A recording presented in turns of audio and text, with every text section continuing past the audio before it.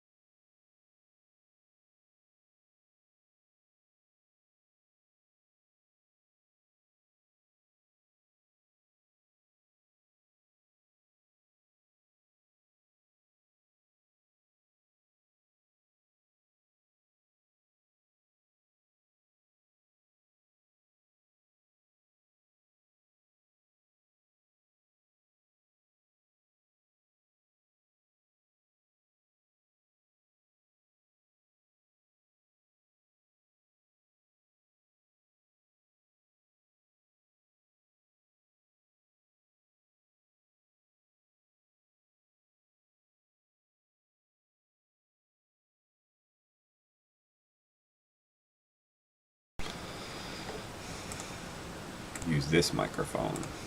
Use this microphone. There we go. Should have audio now, Geeky. Thanks for letting me know. Yeah.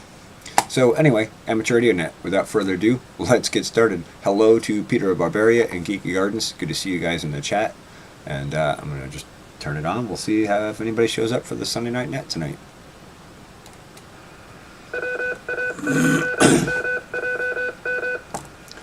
This is KD2IIN Net Control for the Sunday Night All Things Natural Net. The Sunday Night All Things Natural Net is an amateur radio net provided by the Overlook Mountain Amateur Radio Club here on the 146.805 megahertz repeater. We have a PL tone of 103.5 hertz and a negative shift of 600 kilohertz if you want to get into the repeater. This net is dedicated to farming, gardening, ecology, and natural environments in general, but the scope of our topic often goes much broader than that. Without further ado, let's go ahead and get started. This is KD2IIN Net Control, looking for check-ins. Please call now. Whoop, whoop, whoop. This is Recognize the voice.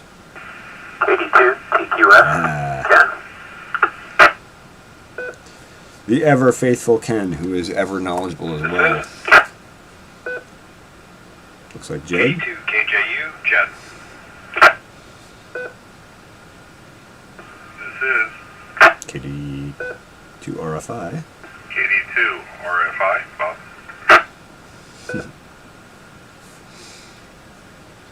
Hey, Chris Jarvis.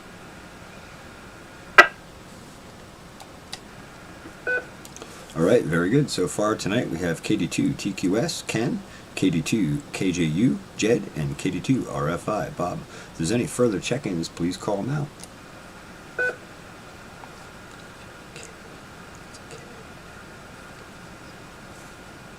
Alright, no further check-ins recognized at this time. We'll do another check-in in a little while. For now, we'll start back at the top of the list. KD2 TQS, Ken, how are you this evening? They say repetition is the key to learning, so bad board, try, net. I'm doing good. Back to net.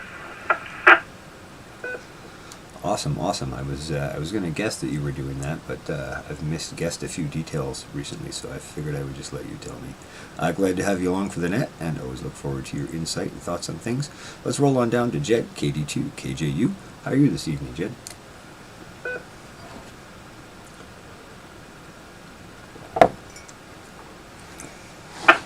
Good evening, CJ, and everybody else on the net. Doing well. About to put some of that thermal paste I was talking about before on there, and hoping to get that rocking and rolling. And back to you, KD2 KJU. Alright, very good. Sounds like you're getting ready to do some upgrades there. That'll be awesome, and that will serve your chips much better, I'm sure. Alright, let's roll on down to KD2 RFI. Bob, how are you this evening? I know I spoke with you earlier, but we'll just go ahead and do it normal. Yeah, good evening, everyone. KD2 RFI. My head's all over the place. Not a whole lot happened here farm-wise, CJ. As you know, with the snow brings the lull in my season.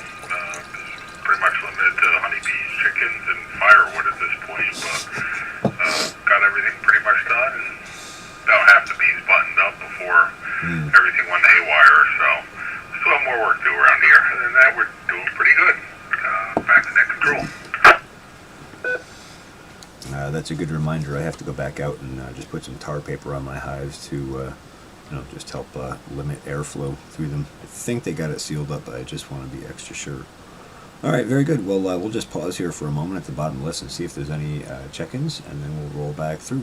This is KD2IIN Net Control for the Sunday Night All Things Natural Net. Looking for any check-ins, please call now. Yay? Nay? Maybe? Nope. Alright, back to the top of the list. KD2 TQS. What's going on in your world, Ken? Too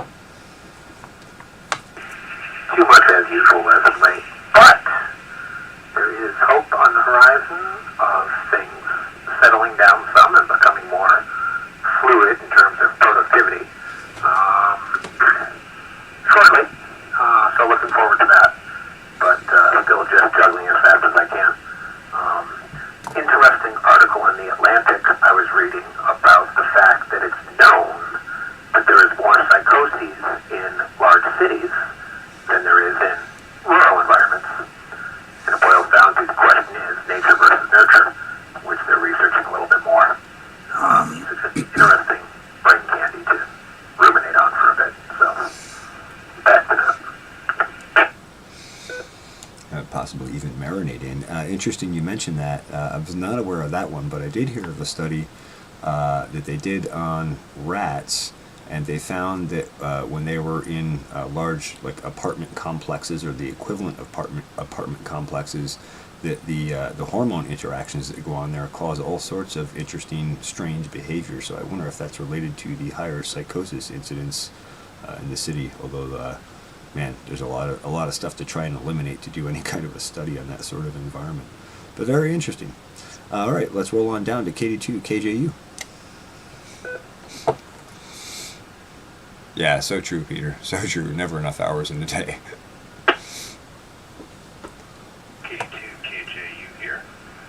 Yeah, plant-wise, I did bring some rosemary inside.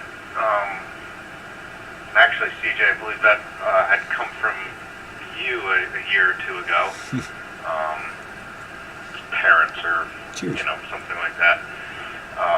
But I've been enjoying just kind of, I bought a couple different kinds of plants that were really easy to deal with, some that aren't so easy to deal with. I'm just kind of playing around with propagating stuff, getting stuff to grow. At the end of the year this year, when we were doing cleanups, sometimes we cut some of the vines back, anything that might be kind of getting in the way, stuff like that. So I have been taking clippings of lots and lots of things. And I certainly have not identified everything. Some of it has been sprouting roots. I've been kind of, putting it in water, trying to get it to go. One of the things I don't plan on putting it up against my house because it seems like an awful idea. But I see people having it all the time, that ivy that grows up into, you see a lot on brick buildings. Apparently it's, people really like getting it to grow in their buildings. I got some of that. I've just been enjoying playing around with it. It's nice, easy stuff to do, and I'm learning, and it's just a nice, calm thing I've been enjoying personally. And with that, I will send it back to you, CJ. KD2KJ. All right, very good, Jed. Yeah, I can totally relate to that. And hey, you don't have to have the name for it to propagate it. Yeah, propagating different stuff is a lot of fun, and cuttings is a really fun, effective, and efficient way to do that. I know the vines you're talking about on the buildings. I've seen those on some old stone houses and old stone buildings, and actually it looks really beautiful. That's one I'll have to pick up at some point. I'm glad you got the rosemary still. That's awesome. I'm glad you're keeping that alive. I've given quite a few rosemaries away, and a lot of people have not cared to bring them in for the winter. And I know it's always sad to go through propagating something and then somebody doesn't bring it in and care for it and it dies. Not that I'm casting blame on anyone. Just glad to hear that you have carried on in the tradition of keeping it alive. With that, let's roll on down to KD2 RFI. Bob. Hey, KD2 RFI. Yeah, you mentioned putting tar paper up, and that's kind of what I was doing. I got about half my hives tar papered and insulating boards on top. For some reason, I'm missing insulating boards. I don't know why. I thought I had enough for all my hives, but evidently not. So I got to get some more of them, and I got to pick up another roll of tar paper, and then we'll finish things up. The weather's looking really warm for Christmas Eve and Christmas Day, so that might be a project for Christmas Day. So we'll see what happens. On one note, you said about wrapping them up and keeping the air out. My perspective and the way I do things is that's like half the battle. The other half is I usually take popsicle sticks, and I think we might have talked about this before, CJ. Yep. And put them under the inner cover hood for a little extra ventilation. Use the tar paper to keep the wind out, but the extra ventilation of propping the lids open slightly to allow the excessive moisture to escape. So it's I seem to have had pretty good luck with it, but it's definitely always a balance. I think definitely having the bees colder all winter as opposed to these warm days spouting up is probably better for them, and they tend to consume less of their resources inside the hive as they try and stay warm and survive the winters. So Always on point, some Bob. people put them in these cold rooms, large commercial cold rooms. They'll move them inside too and try and keep them as cool as possible all winter long. So just interesting, just different theories and different methodologies, and it's just always neat to hear other people's opinions on how it works for them. KD2 RFI, back next control. And this is KD2 and Net Control with the Sunday Night All Things Natural Net. Excellent thoughts there, Bob, and yeah, very consistent. You did tell me about the popsicle sticks thing, and that is consistent with a lot of the other what I consider to be better information I've come across. And you mentioned some of the beekeepers that keep bees, actually bring them into a cooled shed. Funny you mentioned that. Ian Stepler up in Canada is a commercial beekeeper. I think I've mentioned him to you before. I shared his channel with you, but he's actually going to be on my show, Comrades in Farms, this Tuesday. So that's sort of like a little Christmas gift for me and my audience. But yeah, that's one of the things he does, and he talks. He's said in multiple videos. He's talked about that keeping that cooler temperature is much better. They consume less resources. They stay in a tighter cluster, and it really helps them get through the winter better. So glad to be on top of that with you. One quick question before I take another opportunity for check-ins for you, Bob. On that insulation board, are you doing that inside the outer cover or on top of the outer cover?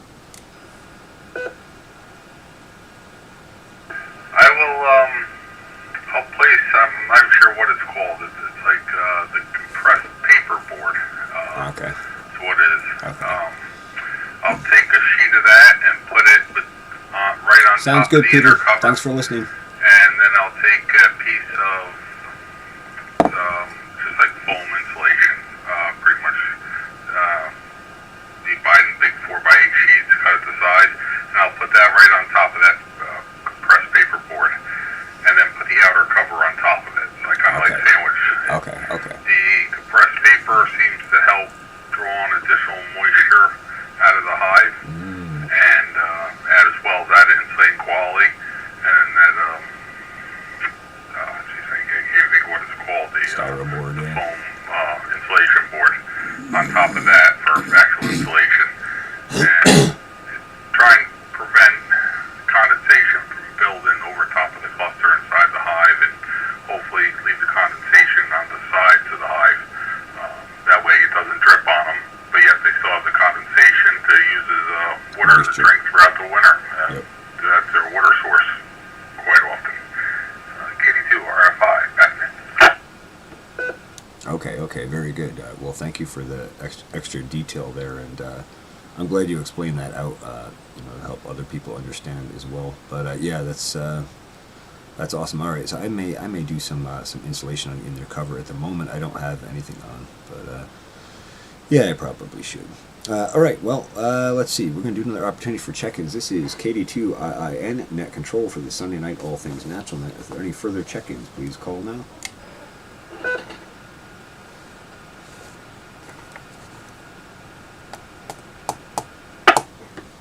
All right, no further check-ins recognized this time. We're going to roll back to the top list with Ken, KD2 TQS. KD2 TQS. Yeah, the rat study you're referencing is a well-known study that was done at NIM, National Institute of Mental Health, which actually is where the movie Rats of NIM came from. Was a knockoff on that, but that was done back in the 60s. And it was well proven that there is a set volume of population which is appropriate. After that, you start seeing violence, more abuse, even child abuse. They saw that in the rats, and all of the nasty social behaviors that we are experiencing at present, including increased illness, occurred. So, once again, human ecology has been known for 30, 40, 50 years, but totally ignored, and nowadays, folks,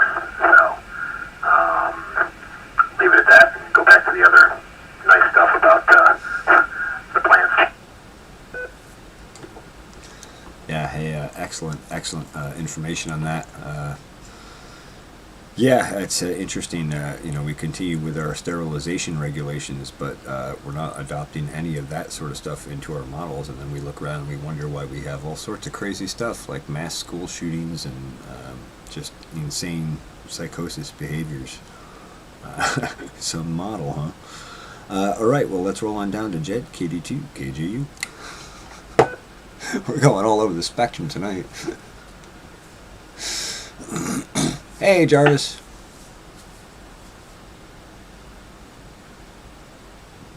Jed, walk off from the radio. Sorry about that delay. I was had my head in the back of the computer there, trying to get everything plugged in.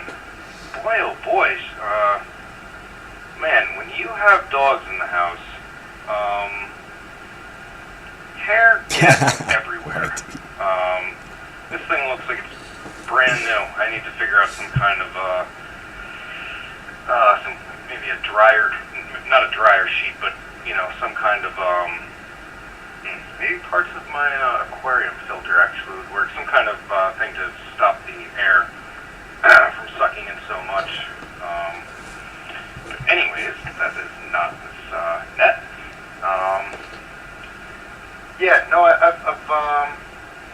I'm pretty sure that I don't have all my aquariums set up right now.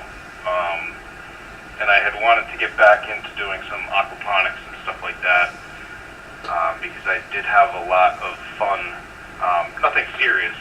These, just with 10 at a time gallon tanks, just one plant on top of it. I was having a lot of fun doing that. So I'm trying to get a, I don't want to call it a desk, but some kind of, unit built where I can set up, almost up to the ceiling, a couple fish tanks for doing that. It's quite a bit of fun. I feel like it's not exactly the best way to grow things, but if I'm already going to have a fish tank here, it's pretty beneficial to have a plant taking all the, junk, the good stuff. It's good for the plant. Taking it out of the water just helps me filter everything out, and it just saves me time and effort, honestly. And it looks awesome when it comes out good. But as of this winter, that's the only kind of plans I have on deck so far. And with that, I will throw it back to Net Control. This is KD2KJU. All right, very good. Just real quick question there, Jed. Have you gotten any video of that, or is there any chance you can get some video of that when you get it set up? And I really like that using the natural system model and just plugging plants and fish together. I really want to do that in my greenhouse on a slightly bigger scale at some point, but haven't quite got all the pieces together yet. But anyway, I'm just curious if you could possibly get some video at some point. I'd love to see that shared. Herb garden, yeah. Yeah, you could do a small herb garden. That's a thought. Yeah, definitely I could. Right now it's just I think I only have, 3 tanks that have something actually in there.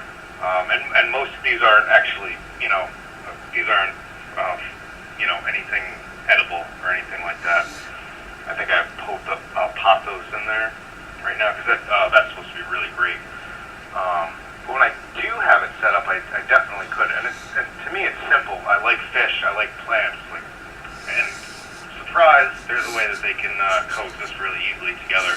It's a no-brainer, Ricky. If you find the right fish, don't eat the roots of your plant. But even so, then you can put a cage around them, something like that.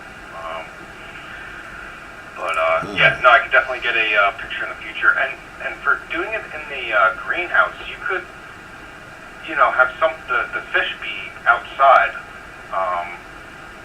of the greenhouse. You would, obviously need to figure out a way that to make sure they're not freezing in there or they're low enough.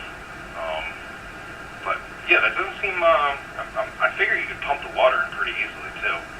That's actually something I've never thought about. That's pretty interesting. Back to you, KD2KJ.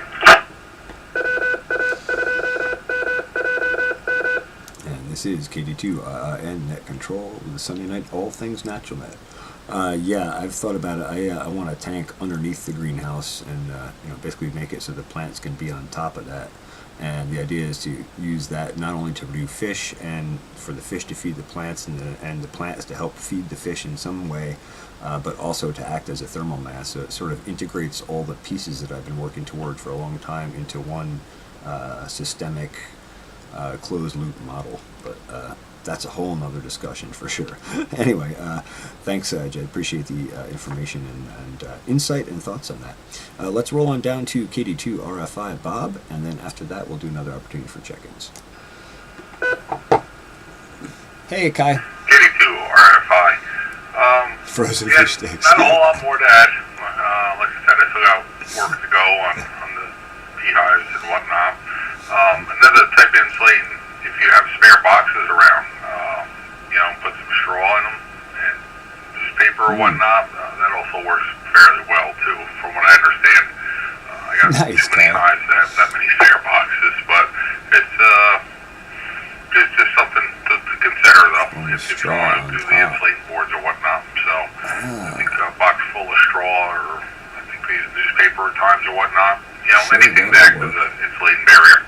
And it's an extra bonus if it helps absorb a little excess moisture out of the hive as well. That's a great idea. But the only other thing I got going around here is, along with the winter moving in, apparently the rats have moved back into my chicken coop. Yep. The snakes have gone away for the summer, and the rats took up residence. So Yep. I'll be checking out some of those homemade mouse trap, or in this case rat trap boxes we've seen on the Frederick the Dunn's channel channel. there. I can't remember the gentleman's name. Who built those mouse traps in his chicken coop. So I got to have the traps able to catch the rats and not catch my chickens. So we'll be playing around with those a little bit this winter too, I suppose. Hempcrete beehives. That's pretty much it. That would be cool. KD2 RFI back next.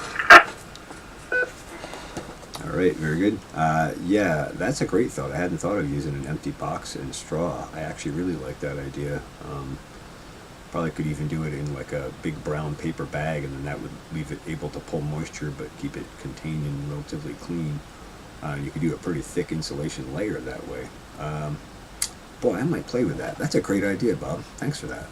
I was going to comment on something else you said, but my train of thought derailed. So I guess we'll just do another opportunity for check-ins, but appreciate that. This is KD2 IIN Net Control for the Sunday Night All Things Natural Net. If there's any further check-ins, please call now.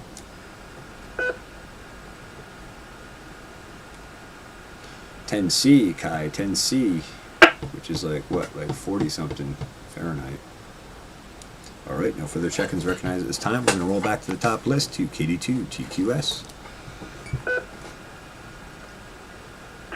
KD2 TQS, done with my chai, scanning the skies, nothing more to report. Back to that. Very good, very good. And we'll roll back on down to Jed, KD2 KJU.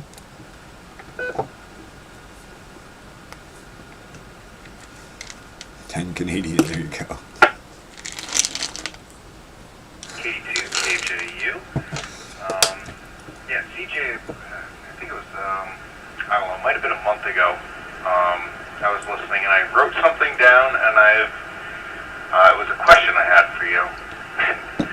Now you forget. Yeah, I can't find it. There was something that it was, 5 loonies. nope, I'm not going to find it. That's a little disappointing. But anyways, the good news here tonight for me, boys, is that we had a successful launch of the PC, and our temperatures now seem to be under control. Yeah, so I'm pretty happy with that. Yeah, I guess I don't have too much more to add to the net, and I will turn it back to net control. This is KD2 KJU. All right, very good. Well, I'm glad to hear it's up and running. It seems to be running cool. One thing I would do with that is take a video editor program or some intensive program and run that and keep an eye on the temps for a good 20 minutes or so, just to see that it stays stable and everything's solid. After that, you should be good. You'll probably find your processors run a little faster as they tend to ramp back if they get too hot. So glad to hear it. Let's see, we'll roll back on down to Bob, KD2 RFI. Hey, KD2 RFI. Well, that came around quick, like I was expecting. Not a whole lot more to add. Like I said, things are pretty slow around here. I still got my little things here and there I got to catch up on, and that's always the case, no matter what season it is. I always got something I'm playing catch up on. With the greenhouses, and what brought it up was insulating on the honeybees, is with greenhouses, how imperative is it to add insulation into the ground to prevent the frost from edging in for, to extend your growing season further into the winter? I have been watching some other YouTube channels as well as yours, and I'm just kind of curious about that. I know a couple of the channels I watch are in different growing zones, so their frost doesn't come in the ground quite like ours does, but how long could I theoretically extend my growing season with putting insulation into the ground as opposed to not putting insulation in the ground, assuming all other factors were equal? Just kind of curious on your thoughts on that, CJ. Okay, I can't nail you a definite exact number, but I can tell you that putting the insulation down about 2 feet all the way around the edge makes a massive, massive difference. And I learned about that actually from a grower named Dan Kittredge out in Massachusetts. He's actually the head of the Bionutrient Food Association, and part of NOFAMAS, or the Northeastern Organic Farmers Association of Massachusetts. He said that is super effective. You could theoretically, with an unheated greenhouse, grow all winter. You could grow, cold hardy greens and stuff like that. And especially if you use a greenhouse like that, and then you put a second layer of plastic or remesh or some sort of an insulated protective translucent layer down over your plants inside the greenhouse, for every 2 barriers of protection you add, you go another zone south. So that's something to think about. And also, I don't know, have you heard of Elliot Coleman? No, I've not heard of Elliot Coleman. And one other just add on, well, we got the key pressed here. How would that affect the moisture from the ground? Whether retaining too much moisture or not allowing enough moisture in? Just if you have any thoughts on that real quick. Probably, I don't know if you're planning on doing raised beds or containers or what inside, but usually moisture is not a problem as far as having to water. But I find, it's better to err on the very cautious side when it comes to watering during winter season. The plants just aren't growing that fast. There isn't that much evaporation, and you just don't use nearly as much water. But again, it goes back to your crops, what kind of crops you're growing, and also the sunlight exposure makes a huge difference. If you get a very cloudy winter, you're not going to have the same growth performance that you would on a winter where there's more sun. So there's a lot of intricate detail factors there. But a couple of things I would say. Number one, if you want to really extend your growing season, I would take your greenhouse into the ground about 4 feet and insulate those walls so that it's actually recessed. And I would use a good double wall, either the double wall poly that they make for greenhouses, or 2 layers of plastic separated by airspace for your main greenhouse frame. And another thing you could add on top of that is if you get a big sheet of that bubble wrap for shipping and be able to pull that over during cold weather, that would help tremendously.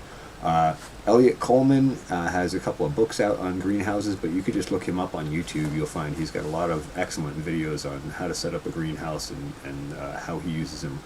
He actually has his up on tracks up in Maine, and so he can move his greenhouse along depending on the season and basically take advantage of a lot more grow area.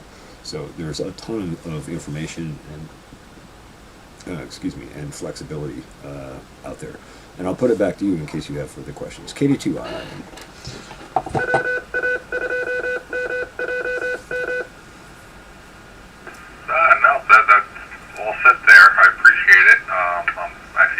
Elliott Coleman up as we speak. Thanks, CJ. KD2 R5 net. All right, very good. You will not be disappointed with him. He's excellent. And at some point I can dig up, I have another video of a guy up in Alaska that was showing off his greenhouse, and he's just layer. But anyway, I'll try to remember to share that with you. All right, so this is KD2 Net Control for the Sunday Night All Things Natural Net. We're down at the bottom of the list here. We're going to take one last opportunity for check-ins. This is so if you want to check in, throw your call sign. Brain is derailing tonight. So far so good. YT. K2 JLV Mobile in Overlook. Alrighty.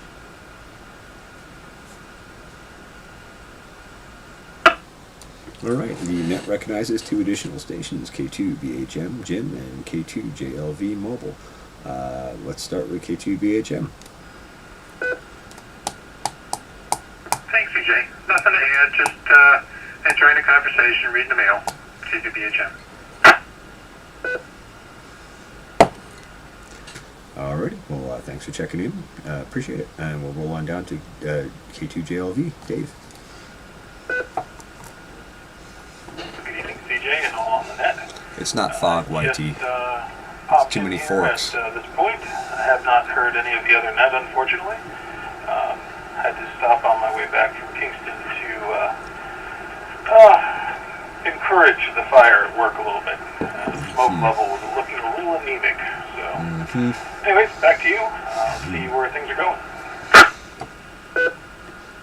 All right, very good. Well, we've been through a pretty broad spectrum of topics this evening. But funny you mentioned having to coax the fire back up a bit. I had the same thing earlier this evening. Just had a little bit of thermal bridge or a little bit of bridging in there, and things didn't quite settle down and take off. So had to go back out there and encourage them and add a little more fuel. Seems to be rolling good now. Let's see, we've talked about bees, studies on humans and psychosis in population. We've talked about Jed's computer. We've talked about aquaponics, greenhouses, all sorts of stuff. So I guess I'll just put it back to you.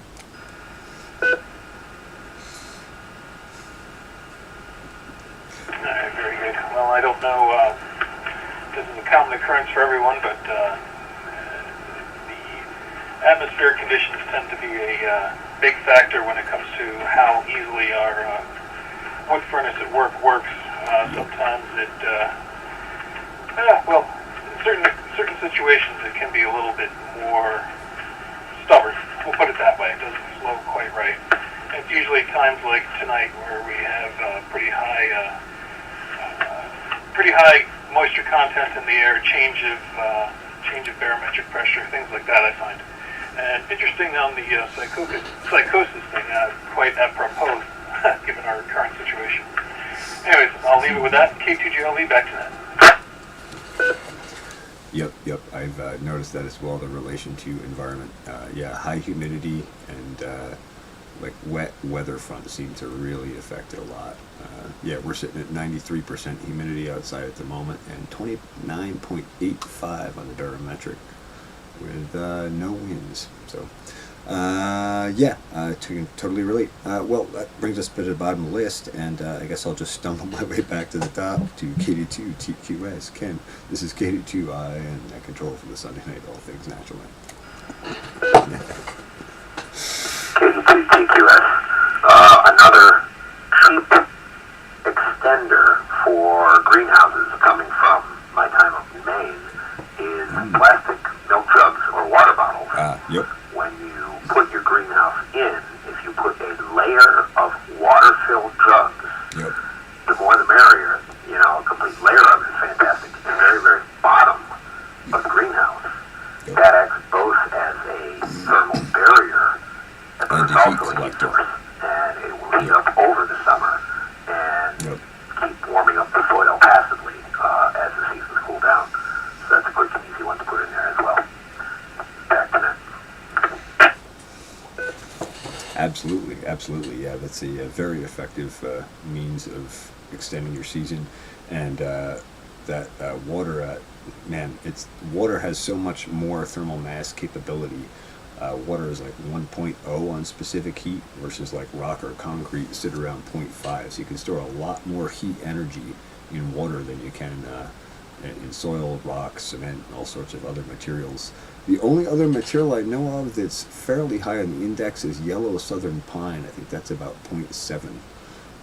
But anyway, excellent thoughts on that. And we'll roll on down to KD2, KJU, Jed.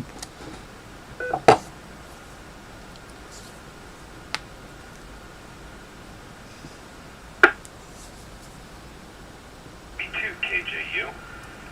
Yeah, water does, if it's a big enough volume, definitely does provide. My boss has a, I don't know, I'd say it's about, I don't know, up to my knee, maybe a little bit higher than my knee. A koi pond inside of the basement, and it takes up most of the basement in there. It's on the ground floor, but a part of the building is protected by earth. So part of the basement's buried, not all of it. Where the koi pond is on the one end, it is protected over there, and it doesn't come close to freezing, anything like that. And it's honestly, when you walk in down there, a nice temperature, and I'm almost positive it's the water keeping that way, keeping the basement that way. I've only swam in it once, but if it was a little bit deeper, it'd be a lot nicer. But it's not too deep. But it is large, and it definitely holds the temperature a bit higher than if there wasn't water in there. Back to CJ, KD2KJ. Yep, I can totally relate. My greenhouse has about 340 gallons of water in the form of thermal mass in it at any given time, and I basically circulate that, so I pick up heat from the stove and store it in that thermal mass, and that helps me buffer out the colder overnights or cold periods, and makes it so I don't have to basically stay up all night keeping a wood stove going. I can kind of cut out by I don't know, 3 a.m. or so usually. And it seems to be even more efficient this year with the extra insulation and wood chips I put around it, and also it's ever improving. But yeah, I can relate that your uncle's basement sounds really cool. Let's roll on down to KD2 RFI, Bob. KD2 RFI. Yeah, the water concept was another one I had thought about at one point. Combining that with your wood stove, CJ, and to put a circulator pump in, excuse me, and pumping the warm water through the ground as well. That was something else I was thinking. And another thought was, where are you now? You touched on it before, was doing a below ground level type greenhouse, digging down 3 or 4 feet and putting up some walls or whatnot, and actually having it down below the frost line. That way you're, in theory, not putting more stuff in the ground. So, and that one I was actually thinking seriously of trying, because I will be having to rent a excavator this spring for put another road into the woods and a bunch of other stuff I'll be doing around here. So that might be a good time to dig a big hole and hope it doesn't flood. But anyway, a lot of great information, a lot of great ideas, and probably a lot of ideas I'll never be able to do or incorporate into what I would like to. But it's definitely new tools and toolbox. KD2 RFI back tonight.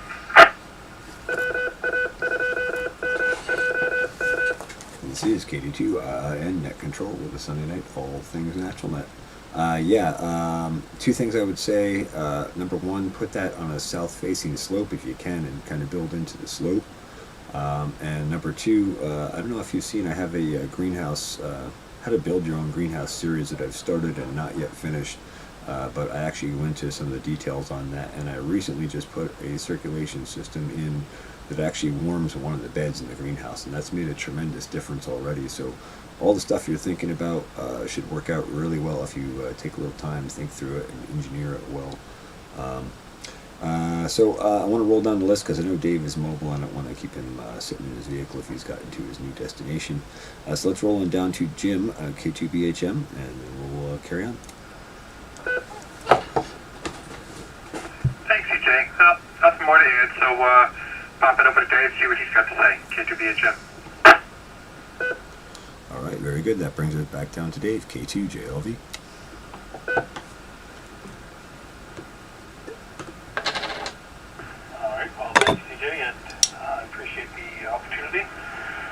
I don't really have a heck of a lot extra. I was happy to see that your charts were reflecting what you were hoping and getting a little bit more heat relief, as it were, and getting maybe a little bit more sleep this year, especially with the super cold snap. I don't know about the sleep.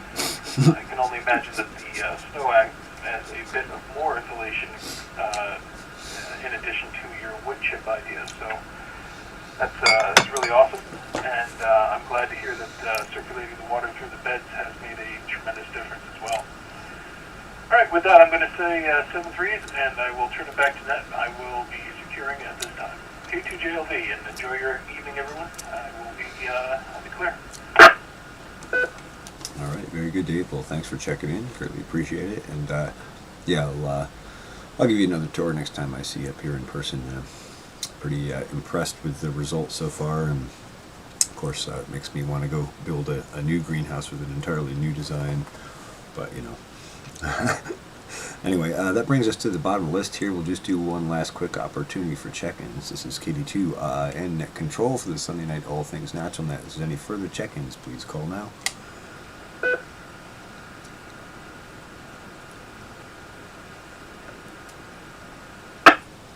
Alright, no further check-ins recognized this time. We'll go back through the final round here, starting at the top of the list with KD2 TQS. Ken. TQS, nothing further. Alright, very good. Thank you, Ken. And we'll roll on down to KD2 KJU. Jed.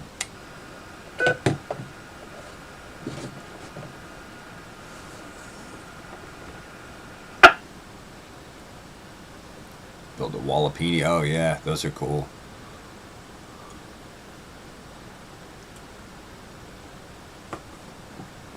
Behind his computer again. KD2, KJU, Jed. Did you catch you head stuffed in the computer again?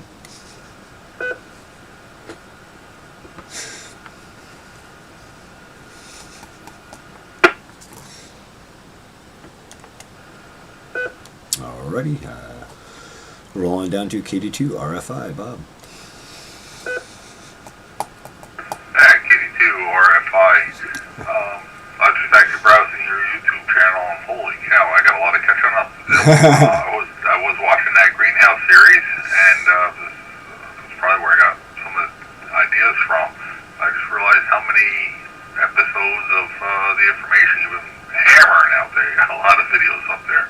So, not a whole lot more to add tonight. I definitely appreciate all the good information, and hopefully if I'm able to get this greenhouse up and off the ground in a timely fashion, I'll have a lot more questions in the near future.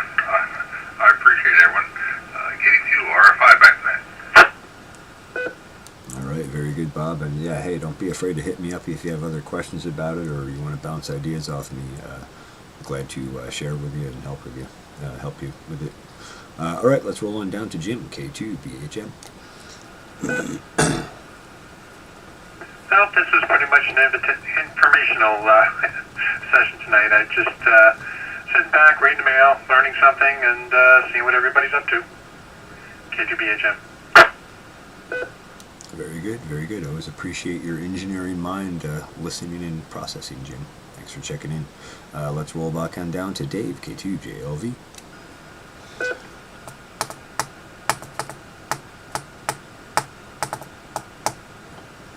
And I forgot that he's secured out of the net, and I forgot to check him out, but he's checked out now. So that brings us to the end of the Sunday Night All Things Natural Net. I have another obligation I have to move along to here, so I'm going to go ahead and wrap this up. But before I do, a few announcements. This net is sponsored by the Overlook Mountain Amateur Radio Club, located in beautiful Ulster County, New York. We have several other nets here on this repeater. Every day at 8:35 a.m. and 6:30 p.m. we have the OMARC Daily Net. That's just sort of a local Hudson Valley community check-in opportunity for everybody to just kind of see what's going on in their day, report any interesting activity they've seen in the Hudson Valley here, and check in with each other. And then on Thursday nights at 8 p.m., Dave, whom you just heard, K2JLV, runs the Thursday Night Net, and that is a more amateur radio-related net. They talk about DMR, VHF, HF, building antennas, on down the list of anything technical. There's always excellent participation and discussion, so I hope you go check that out as well. That concludes announcements. Thank you to everyone who participated here in the net. It was excellent conversation. I love bringing wonderful minds together and hearing their perspectives on things. And with that, I'm going to go ahead and close this up. This has been a session of the Sunday Night All Things Natural Net, and this repeater is back under regular amateur use. Thanks to all who checked in. I hope everyone has a great evening. 7 3s. KD2 IIN will be cleared. Short closeout. That was a good net. So, anybody have any questions before I close this stream out? Anyone? Anyone? Bueller.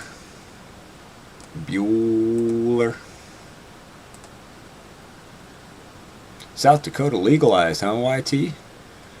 Congratulations. That's awesome. Maybe New York will someday. Yeah, it was a good range of topics, Geeky. We went all over the spectrum tonight. That's one of the things I love about the amateur radio. It's always very diverse in topic and discussion and perspectives.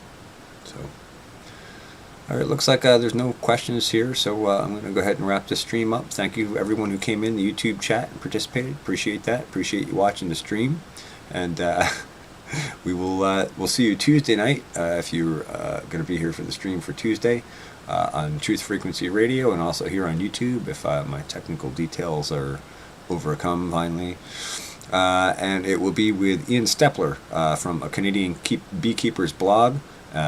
Ian is going to be an excellent interview, and that's like my Christmas present as far as YouTube goes. So, all right, everyone have a great evening. Thanks for listening or watching. We'll see you soon.